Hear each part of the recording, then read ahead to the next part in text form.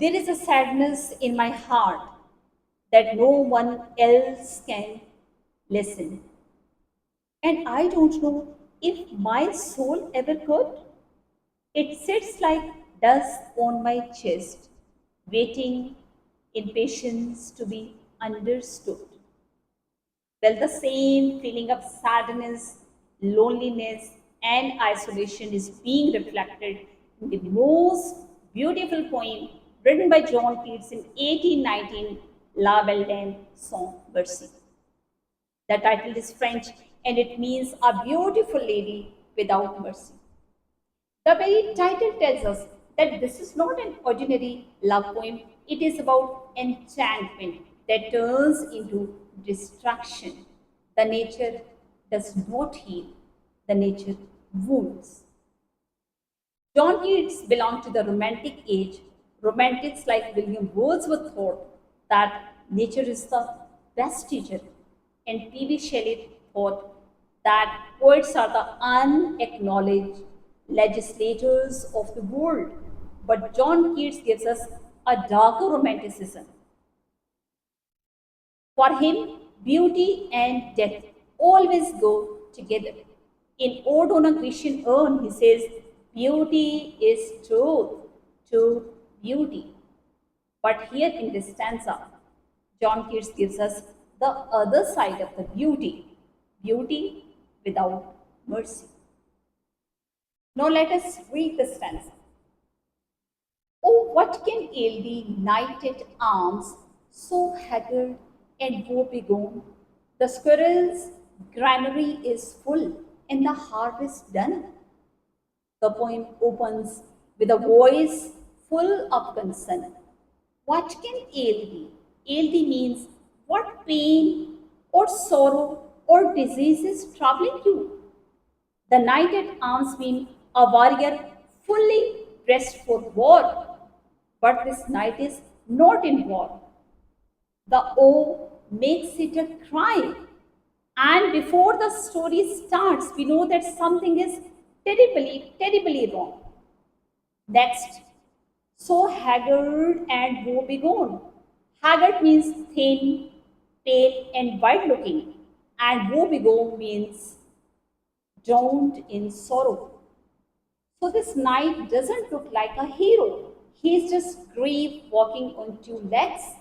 Next, the squirrel's granary is full. This is autumn. Even the smallest creatures have stored the food for winter. So everything in the outer world is full and complete and abundant. And next, the harvest done. The fields are so peaceful because all the crops have been cut. And there is just peace and a sense of perfection in the outer world. This is here that John Keats creates an immediate contrast. The world is so full and the night is so empty. The world is celebrating, it is at rest, and the night is so restless. Now let us freely appreciate the stanza. This stanza is a master class in setting the mood. Keats doesn't give us an action, he gives us a question and a picture of emptiness. Keats deliberately uses the medieval ballad form to sound simple, but the psychology is deeply modern. We can feel and understand the night's pain before we know the cause. And this is what T.S. Eliot later called the objective correlative, to represent emotions through objects. He shows us the full granary and the finished crop to show us a broken heart. The question form also pulls us in. We become the second speaker. We are interested to know the story. And that is why the poem grabs us from the very first line. Talking about the poetic devices and the figures of speech, well, John Keats uses several devices to create that specific atmosphere. First of all, the use of apostrophe as a speaker. directly addresses the night, the absent night. And then the use of imagery, the visual imagery of a haggard night. And then he makes a contrast between the fullness of nature and the emptiness of man. This is pathetic fallacy in reverse, because often the poets use nature and make it sad to match the mood of the man. But here, the nature is so fine and man is so broken. And next, the alliteration "oh" creates a sad, sighing, and mournful rhythm in the entire stanza, works as a symbol. The full granary symbolizes life happily going on, and the night symbolizes a life that has tragically stopped. If we make the comparison in contrast of this stanza, first with William Wordsworth.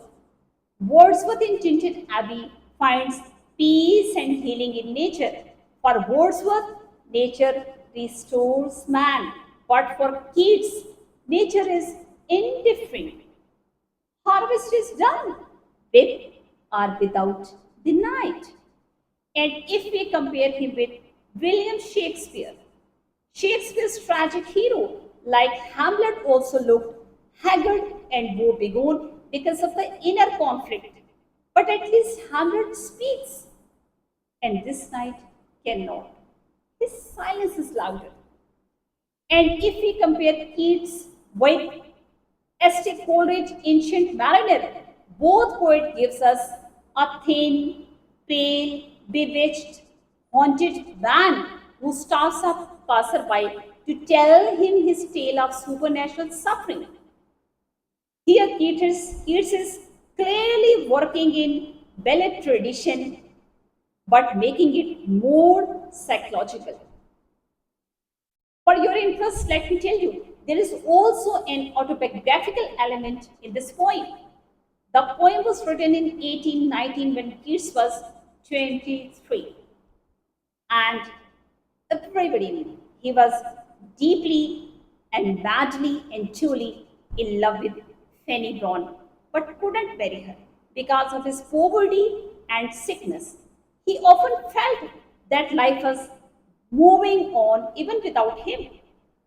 So the harvest done and the night looking haggard feels as if Keats watching the world celebrate while he was done. And critics have even connected it to his artistic figure, because the world is so full of poetry, and Keats felt that his song will come to an end too soon.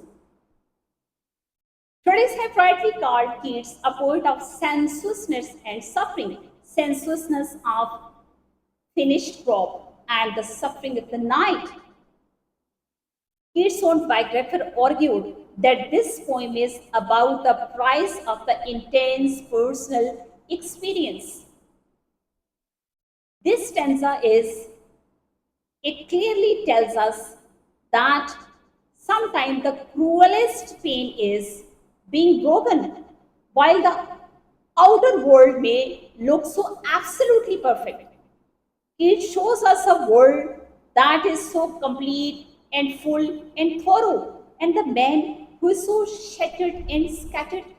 The harvest is done, but life doesn't bring anything anymore for the night.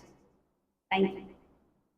If you like my content, please subscribe my channel and don't forget to like and leave an honest comment. And also tell me, have you ever felt so sad and silent while apparently the world around you seems so absolutely perfect?